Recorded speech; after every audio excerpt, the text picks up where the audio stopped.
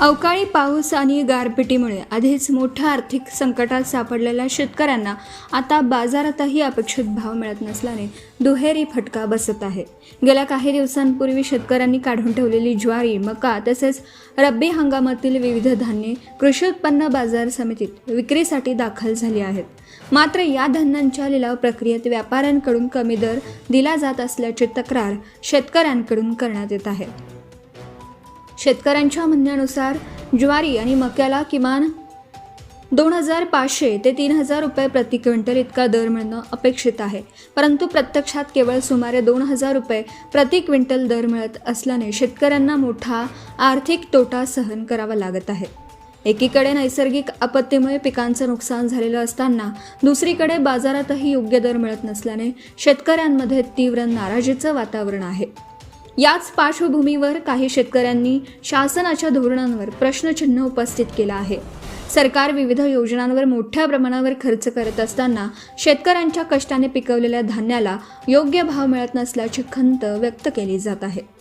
शेतकऱ्यांनी शासनाकडे तातडीने लक्ष देऊन ज्वारी व मक्यासह इतर पिकांना हमीभाव देण्याची तसेच बाजारातील दर नियंत्रणात आणण्याची मागणी केली आहे।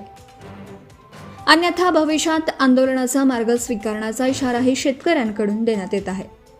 प्रतिनिधी परीक्षित परदेशी, GBTV न्यूज, धुळे। 3000 ते 3500 पर्यंत भाव ज्वारीचा पाहिजे होता। हा भाव सरकारने दिला पाहिजे होता। तुम्ही ऑनलाईन नोंदणी करताय, ज्यावेळेस शेतकऱ्याला पैसे किती लागते, आज पुन्हा कापणीसाठी खूप पैसे रोख द्यावा लागतं। म्हणजे शेतकरी सरकार तर देत आहे, सरकार कर्जमाफी करते, परंतु इथे कर्जमाफी सुद्धा सरकार आज टाकत नाहीये।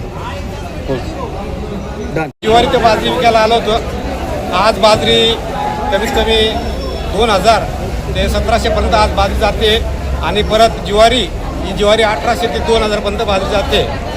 आम्हाला कापणी खुंडणीसाठी खर्च लागतो, तो थैलीला 8 ते 9000 रुपये खर्च लागणार आहे। आणि आज आम्हाला खऱ्या अर्थानं या सरकारने खऱ्या अर्थानं भाव दिला पाहिजे। आज बघायला गेलं तर कपाशीचा भाव, आज कपाशीचा भाव 10,000वर गेलेला आहे। ज्यावेळेस शेतकऱ्याच्या घरामध्ये कपाशी होती त्यावेळेस तुम्ही 71 ते 72 रुपये कपाशी घेतली आणि परत हरभराचा भाव आज 6000 ते 65 पर्यंत गेला। ज्यावेळेस शेतकऱ्याच्या घरामध्ये होतं त्यावेळेस तुम्ही भाव काय दिला, फक्त 49 ते 5000 रुपये। म्हणजे शेतकऱ्याच्या घरातून माल गेला तर तुमचे भाव चढता आणि ज्यावेळेस शेतकऱ्याच्या घरामध्ये माल असतो ते भावाच नाही। आणि आज गॅस किती भाव मागा जातोय, म्हणजे शेतकऱ्याला तुम्ही लाडकी बहिणीचे पैसे देऊन खऱ्या अर्थाने हे शेतकऱ्याला फसवण्याचं काम करताय। हे माझं हे सरकार शेतकऱ्याचं नसून हे सर्व व्यापारीचं सरकार आहे, म्हणून मी या सरकारचं खऱ्या अर्थाने निषेध करण्याचा करतोय। आपल्या परिसरातील महत्त्वाच्या बातम्या पाहण्यासाठी आजच आमच्या JBTV न्यूज चॅनलला YouTubeवर सबस्क्राईब करा आणि बेल आयकॉन प्रेस करा।